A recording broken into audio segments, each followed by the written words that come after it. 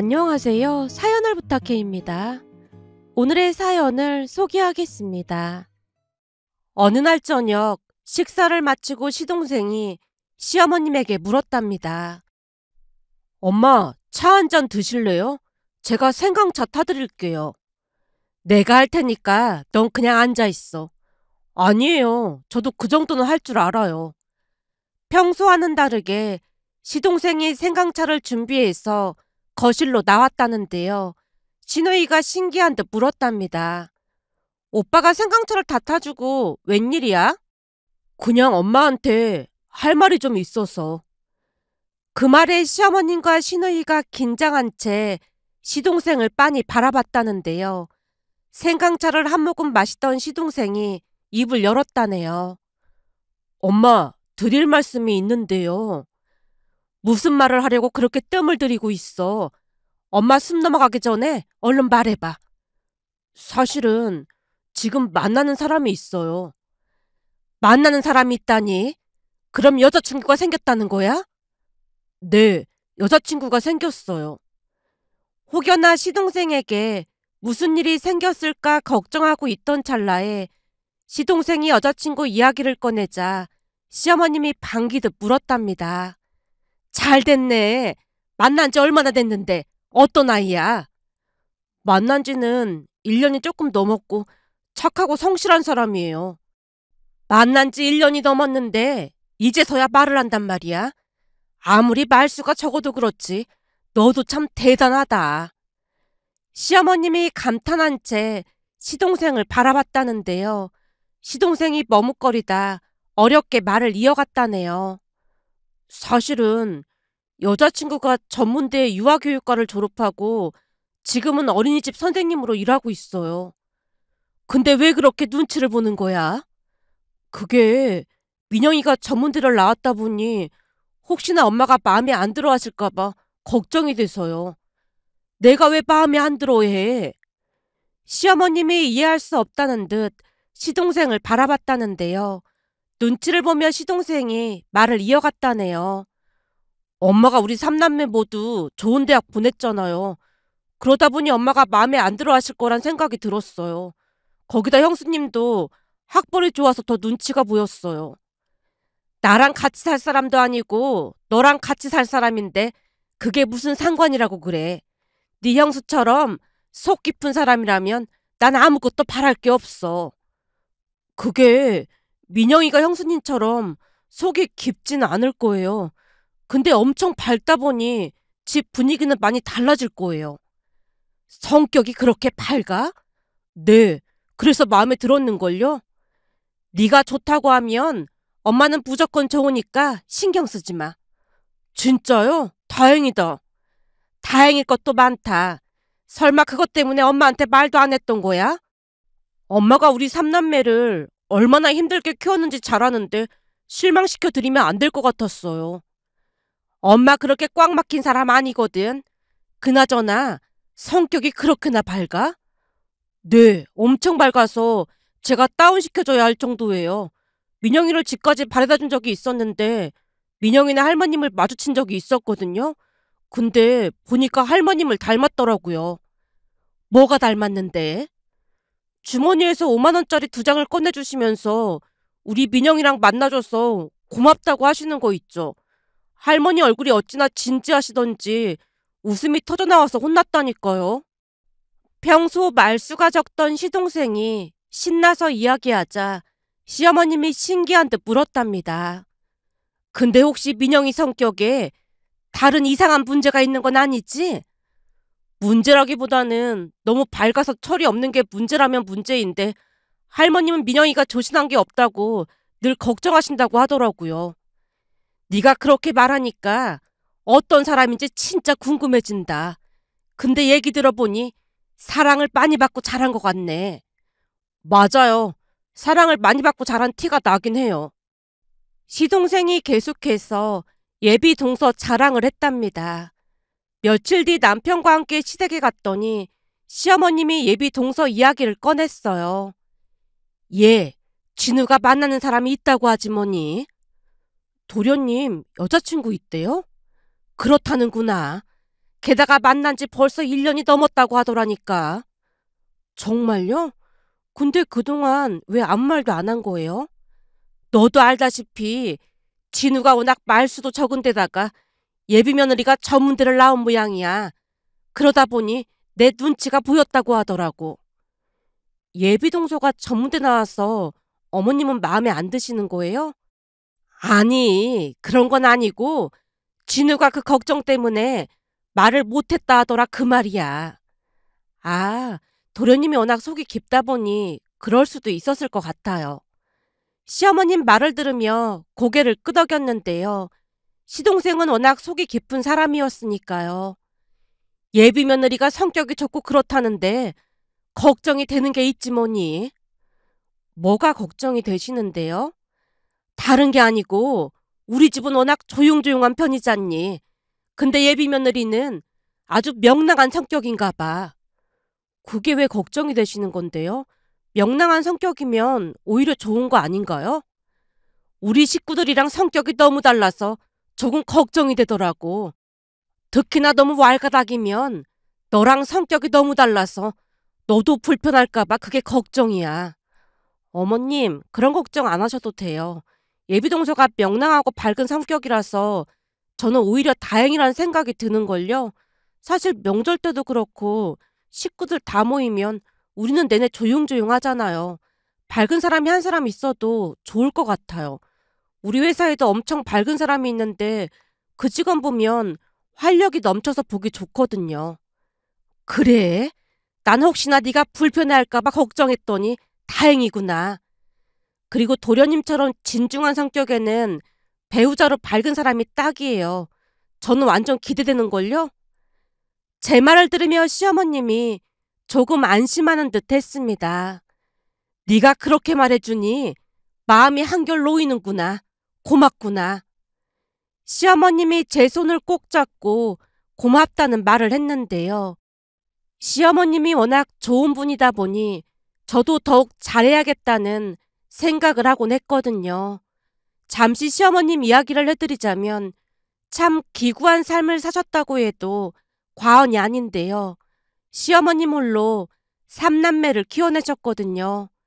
그 사건은 막내인 시누이가 뱃속에 있을 때 시아버님이 돌아가시면서 시작이 되었다고 했습니다. 시어머님은 가끔 3남매를 키우면서 겪었던 일들을 회상하곤 하셨는데요. 그 중에서도 막내인 시누이에 대한 이야기를 할 때면 늘 미안함이 가득한 표정을 지으셨어요. 물론 3남매한테 미안한 게 한두 가지가 아니다만 특히나 막내 아름이에게 미안한 게 참 많아. 첫째랑 둘째는 그래도 내가 어느 정도 챙겨줄 수 있었지만 막내가 뱃속에 있을 때 남편이 세상을 떠났으니 나도 사는 게 아니었거든. 그러다 보니 막내 이름도 내 동생이 지어줬잖니. 아가씨 이름을 이모님이 지어주신 거예요? 아름이가 태어나고 나서도 내가 제정신이 아니었거든. 근데 출생신고는 해야 하니까 동생이 부랴부랴 지은 거야. 그 뒤에도 동생이 아름이를 돌보다시피 했지. 막내는 나한테 아픈 손가락이다. 시어머님이 깊은 한숨을 내쉬며 고개를 떨구셨는데요. 막내인 시누이를 이모님께 자주 맡기곤 했다는 사실이 시어머님 마음속 깊은 곳에 늘 남아있었던 것 같았습니다.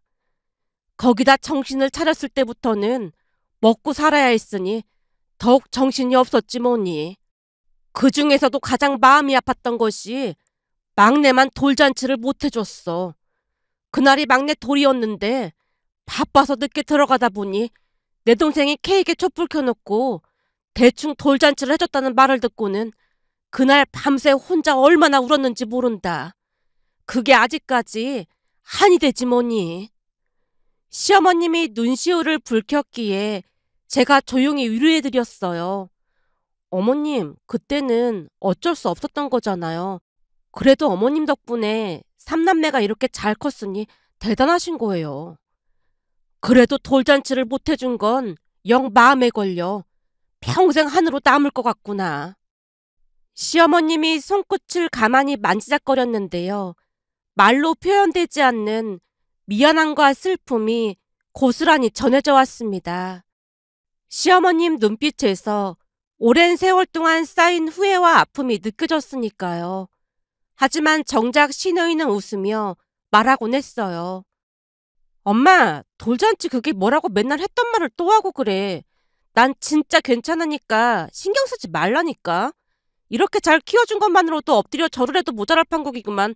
그까짓 돌잔치가 뭐라고 자꾸 신경을 쓰고 그래. 어려운 환경 속에서 자랐다 보니 삼남매가 모두 속이 깊었는데요. 시누이 또한 속이 깊고 참 좋은 사람이었습니다. 그러다 보니 그냥 직감적으로 예비동서가 괜찮은 사람일 것이라는 확신이 들었어요. 그렇게 며칠 뒤 드디어 예비동서가 시댁에 인사를 왔는데요. 워낙 명랑하고 성격이 좋다는 소리를 많이 들었다 보니 가족 모두 기대 가득한 표정으로 예비동서를 맞이했습니다. 문을 열고 들어온 예비동서는 첫 인상부터 활기차고 에너지가 넘쳐 보였어요. 안녕하세요. 처음 뵙겠습니다.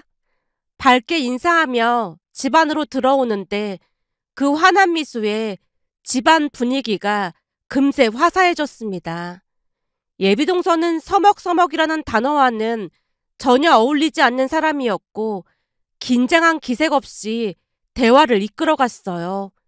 그날 예비동서는 자연스럽게 다양한 이야기를 풀어내며 웃음 가득한 시간을 만들어 주었습니다. 대화를 이어가던 중 예비동서가 한 에피소드를 떠올리며 말문을 열었어요. 우리 할머니랑 함께 살고 있는데 할머니가 엄청 재미있으세요. 요즘은 불편하다고 다들 따로 산다고 하던데 화목한 가정이네. 할머니랑 외할머니랑 절친 사이세요. 두 분이 친구 사이시라고? 네, 그냥 친구가 아니라 절친이세요. 오래전부터 잘 알고 지내셨다고 하더라고요. 그러다 보니 할머니도 엄마를 딸로 생각하시고 엄마도 할머니를 친엄마처럼 생각하세요. 두 분이 자주 다투시기도 하는데 엄마랑 딸 같은 사이다 보니까 한두 시간 지나면 풀려있고 그래요. 들어보니 그게 절대 쉬운 일이 아니라고 하던데 그런 고부관계가 존재하긴 하는구나. 다들 신기하다고 하는데 두 분은 정작 별 생각이 없으신 것 같더라고요. 어머님이 말씀하시니까 문득 생각난 게 있는데요. 예전에 재미있으라고 자주 하던 질문 중에 그런 질문이 있잖아요. 만약에 물에 빠지면 누구 먼저 구할 거야? 라는 질문이요. 그렇지. 그런 얘기 농담 삼아 많이 하곤 했지.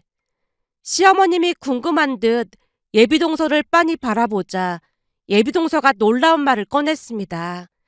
근데 그 일이 우리 집안에 진짜로 일어났거든요. 설마 그럼 진짜로 누가 물에 빠졌던 거니? 네, 가족끼리 계곡으로 놀러 갔다가 할머니랑 엄마가 물에 빠졌거든요. 근데 할아버지는 잠깐 자리를 비운 상태였고 수영을 아빠밖에 못하니까 다들 발을 동동 구르고 있었어요. 세상에나, 이를 어쩐다니. 할머니랑 엄마가 막 허우적거리고 있었는데 그 와중에 떠나려 가시던 할머니가 바위를 잡더니 아빠한테 뭐라고 소리쳤는지 아세요? 뭐라고 했는데? 야 이놈아, 뭐마려운 강아지처럼 그러고 있지 말고 후딱 네 마누라부터 구해야 할 거 아니야. 어찌나 큰 소리를 치시던지 결국 아빠가 엄마를 먼저 구했고 그리고 나서 바로 할머니를 모시고 나왔어요. 그 와중에 그러기가 쉽지 않았을 텐데 대단하시네. 우리 할머니 성격이 원래 그러세요. 그날 엄마는 물을 너무 많이 마셔서 고생을 했고 할머니는 바위를 어찌나 세게 잡고 계셨던지 양손이 새파랗게 멍이 들어서 병원 치료를 받아야 했지만 다행히 두 분 다 크게 다친 곳은 없었어요. 근데 그날 이후 할머니는 죽음 앞에서 며느리를 구한 자랑스러운 시어머니로 집안의 영웅이 됐어요. 평소에도 엄마랑 사이가 좋긴 했지만 그날 이후 엄마가 더욱 할머니를 챙기고 있고요. 그러다 보니 고부 사이라고 하기보다는 그냥 모녀 사이라고 하는 게 맞을 것 같아요. 두 분이 워낙 사이가 좋다 보니 집안에 늘 웃음이 끊이질 않았고요. 예비동서는 이야기를 참 재미있게 하는 사람으로 시간 가는 줄 모른 채 예비동서의 말에 집중을 했습니다. 곧 예비동서가 다시 이야기를 꺼냈어요. 할머니 얘기 더 해드릴까요? 그럼 우리야 좋지. 언젠가 제가 친구를 만나기로 해서 버스에서 내렸는데요. 그때 누가 옆에서 저한테 그러시는 거예요. 우리 소녀랑 아주 똑같이 생겼네. 그 말에 고개를 돌려서 봤더니 우리 할머니가 서 계신 거 있죠. 그래서 제가 똑같은 게 아니라 할머니 손녀잖아 그랬더니 할머니가 화들짝 놀라서 진짜네? 라고 하신 적도 있어요. 암튼 못 말린다니까요. 예비동서의 말에 시어머님이 폭소를 터뜨렸습니다. 조용하기만 하던 집안 분위기가 시끌시끌해졌는데요. 예비동서 할머니 얘기에 가족 모두 웃음을 터뜨리며 예비동서의 이야기에 푹 빠지자 예비동서는 더 많은 이야기를 이어갔어요. 할머니도 참 재미있으신데 돌아가신 할아버지도 유머러스 하셨거든요. 지병으로 돌아가시기 전까지도 농담을 놓지 않으셨어요. 예비동서는 잠시 생각하다가 미소를 지으며 이야기를 시작했어요. 할아버지가 돌아가셨을 때 가족 모두 많이 슬퍼했어요. 특히 엄마가 엄청 슬퍼하셨는데 할아버지가 며느리인 엄마를 많이 예뻐하셨거든요. 장례를 치르면서 엄마가 통곡을 하면서 우셨는데 그런데 그 와중에도 할머니가 농담을 하시는 거 있죠. 장례를 치르는 와중에도 농담을 하셨다고? 네, 할머니 입장에서는 너무 슬퍼하지 말라는 뜻으로 그러신 게 아닌가 싶었어요. 할아버지가 돌아가시고 화장하는 날이었거든요. 사실 할아버지도 워낙 재미있는 분이셨다 보니 할아버지 별명이 욕쟁이 할배였어요. 동서의 말에 시어머님이 당황한 듯 물었습니다. 아니 왜 그런 별명이 생긴 거니? 할아버지가 평소에 재미있는 욕을 자주 하셔서 할머니가 붙여준 별명이에요. 동서가 그날 있었던 이야기를 자세히 해줬습니다. 할아버님이 돌아가셔서 안 쓰던 어르신이 한참 울고 계셨다는데요. 화장장에서 하필이면 할아버님께서 18번 화로로 들어가셨다네요. 그런데 그걸 보고 계시던 할머님이 말씀하셨다네요. 누가 욕쟁이 할배 아니라고 할까봐 저승 가면서까지 18이라고 욕을 하고 가네. 대단한 할배네 그래. 욕쟁이 할배 저승 가서 염라대왕 만나면 절대로 욕하면 안 되니까 명심해. 할머님 말에 여기저기서 웃음이 터져나왔다는데요. 그 와중에 동서가 심각한 표정으로 할머님에게 말했답니다. 할머니, 염라대왕은 지옥신이잖아.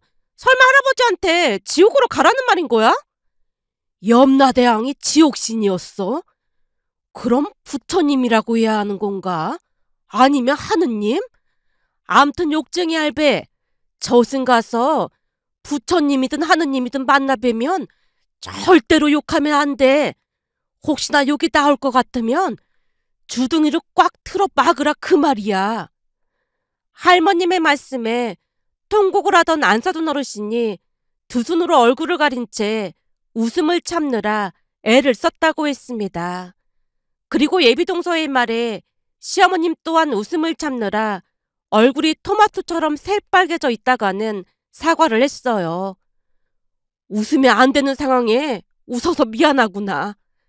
아니에요. 저희 집에서는 일상인걸요. 그날 예비동서 덕분에 가족 모두 유쾌하고 따뜻한 시간을 보냈습니다. 그렇게 얼마 뒤 동서와 서방님은 결혼식을 올렸어요. 물론 그 뒤에도 동서는 집안의 분위기 메이커였다고 해도 과언이 아니었는데요. 평소 무뚝뚝하던 시누이도 배를 움켜잡고 웃은 적이 한두 번이 아니었으니까요. 그러던 어느 날은 시어머님 생신으로 다 함께 식사를 했고 식사가 끝나자마자 동서가 갑자기 자리를 박차고 일어났어요. 동서 얼굴에는 신난 표정이 가득했는데요. 어머님 생신을 맞이해서 제가 작은 이벤트를 준비했습니다. 이벤트라니? 시어머님이 놀란 듯 물었더니 동서가 가지고 온 가방에서 뭔가를 꺼내기 시작했어요. 잠깐만 기다려보세요. 모두가 호기심 가득한 표정으로 바라보는 가운데 동서가 작은 쇠덩이처럼 생긴 무언가를 꺼냈습니다. 이게 뭐니? 시어머님이 묻자 동서가 자신만만한 미소를 지으며 대답했어요. 자, 구경들 하시라. 이게 바로바로 그 유명한 뻥튀기 기계입니다. 동서의 장난스러운 말투에 모두들 웃음을 터뜨렸는데요. 이게 진짜 뻥튀기 기계라고? 그러면서 미니 뻥튀기 기계를 설치하기 시작했습니다. 동서가 활짝 웃으며 기계에 쌀을 넣기 시작했고 곧 거치대에 뻥튀기 기계를 올리고 램프에 불을 붙이며 동서가 천천히 돌리다가 점점 빠르게 돌리기 시작했는데요. 우리는 신기하게 그 광경을 지켜봤습니다. 자, 돌아간다, 돌아간다. 신나게 돌려, 돌려. 가족 모두 동서의 움직임을 눈을 반짝이며 바라봤어요. 기계에서 나오는 소리와 함께 금방이라도 뻥하고 소리가 날 것 같은 긴장감이 감돌았다고 해야 할까요? 그런데 그 순간 동서의 휴대폰이 울려댔는데요. 뻥튀기에 정신이 팔려있던 동서는 전혀 신경 쓰지 않았고 이번에는 서방님 휴대폰이 울리기 시작했어요. 발신자를 확인하더니 서방님이 곧장 전화를 받다가 동서를 향해 말했어요. 자기야, 할머님이 자기 바꾸래. 동서는 여전히 뻥튀기 기계에 집중하며 대충 대답했어요. 나 지금 바쁘다고 이따가 전화한다고 해. 그러자 서방님이 난감한 표정을 지으며 다시 말을 꺼냈어요. 자기야, 지금 그럴 때가 아닌 것 같아. 할머님이 당장 자기 바꾸라고 하셔. 서방님의 말에 동서가 외쳤어요. 나 지금 뻥이요 하기 직전이니까 그럼 스피커폰으로 해봐. 할머니, 나 지금 엄청 바쁘니까 내가 다시 전화할게. 야, 이 김민영이, 이 도두가, 네가 내 뻥튀기기에 훔쳐갔지? 할머니, 훔쳐간 게 아니고 잠깐 빌려온 거야. 벼룩에 간을 빼먹어도 유분수지. 너 양심을 어디다 팔아먹었어. 그걸 내가 얼마나 소중히 아끼는 줄 뻔히 알면서 할미가 낮잠 잘 때 그걸 훔쳐가? 할머니, 내가 금방 시험만 하고 갖다 줄 거니까 걱정하지 마. 오늘 내 친구 영실이한테 뻥튀기 튀겨주기로 했는데 너 어쩔 셈이야. 내가 자랑을 얼마나 해놨는데 이 연병할 거사. 너 때문에 이 할미는 지금 뻥쟁이 되게 생겼어. 오늘 어머님 생신이라 이벤트 하고 있단 말이야. 할머니, 그리고 내가 말 좀 예쁘게 하라고 했잖아. 할머니 그러다가 염라대왕 만나러 가는 수가 있어. 이게 근데 할미한테 악담을 하고 있어. 너 당장 그 뻥튀기 기계 가지고 와. 할머니, 혹시나 해서 말해주는 건데 지금 할머니 목소리 스피커로 나오고 있어. 너 지금 어딘데? 어머님 생신이라 이벤트 해드리고 있다고 했잖아. 할머니가 연병이라고 한 거 우리 어머님이 다 들었어. 동서의 말이 끝나자마자 할머님이 목소리 톤을 바꿔서 인사를 했어요. 아이고 사돈, 잘 지내셨지요? 아, 예, 사돈 어르신, 인사가 늦어서 죄송합니다. 아닙니다. 민영이 꼴통이랑 살다 보면 그러고도 남을 겁니다. 사돈, 오늘 생신 축하드립니다. 그리고 민영이 꼴통한테 염라대왕 보러 갈 준비하라고 꼭 좀 전해주세요. 그럼 저는 이만 전화 끊겠습니다. 예, 사돈 어르신 감사합니다. 그리고 건강하세요. 전화를 끊자마자 시어머님이 웃음을 터뜨렸는데요. 그 와중에도 동서는 뻥튀기 기계에 집중을 하느라 여념이 없어 보였어요. 그리고는 곧 동서 입에서 뻥이요라는 말이 터져나왔고 우리 모두 박장대소를 했습니다. 그날 우리는 동서 덕분에 잊지 못할 생일 파티를 했답니다. 늘 그늘져 있던 시어머님 얼굴에 웃음이 가득했으니까요. 그렇게 동서는 가족들에게 인정받으며 많은 웃음을 줬는데요. 그의 시누이 생일을 앞두고 제가 미리 말을 꺼냈어요. 동서, 조금 있으면 아가씨 생일이거든? 근데 그날 분위기가 조금 그럴 수도 있어. 왜요? 제가 모르는 뭐가 있는 거예요? 동서의 말에 시누이 사연에 대해 자세히 말해줬더니 동서가 고개를 끄덕이며 크게 공감하는 듯해 보였습니다. 시간이 지나 시누이 생일 전날 동서 집에서 특별히 생일 파티를 하자고 했고 다음날 아침 일찍 동서네 집으로 갔는데요. 동서가 열심히 풍선을 불고 있는 게 아니겠어요. 집안을 둘러보다 제가 놀란 채 외쳤습니다. 동서, 이게 다 뭐야? 형님, 오늘 아가씨 깜짝 생일 파티 해주려고요. 예전에 못했던 돌잔치를 지금 해주려고요. 지금 돌잔치를? 동서 말을 듣고 다시 둘러봤더니 정말로 돌잔치와 똑같이 준비되어 있는 게 아니겠어요? 동서, 이런 생각은 어떻게 한 거야? 전에 드라마였던가 시트콤이었던가? 거기에 늦게 돌잔치 해주는 장면이 있었거든요. 무슨 이벤트를 할까 고민하다가 그때 봤던 장면이 딱 떠오른 거 있죠? 동서 진짜 대단하다. 정말 고마워. 저도 모르게 그 말이 새어나오고 말았는데요. 동서가 배시시 웃으며 머리를 긁적이고 있었습니다. 잠시 후 동서네 할머님과 사돈어르신 두 분까지 오셨고 뒤이어 시댁가족들도 집 안으로 들어왔는데요. 동서가 활짝 웃으며 말했어요. 오늘 돌잔치 하려고 가족들 다 불렀어요. 기념사진도 찍어야 해서요. 그 말에 시어머님과 시누이가 차려진 돌상을 보며 눈시울이 붉어져 있었습니다. 이걸 언제 준비한 거니? 요즘 편하게 되어 있어서 금방 했어요. 시누이도 눈물이 그렁그렁해진 채 말을 꺼냈습니다. 언니, 이런 거 할 필요 없었는데 진짜 고마워요. 아가씨, 돌잔치 하이라이트가 돌잡이잖아요. 얼른 잡아봐요.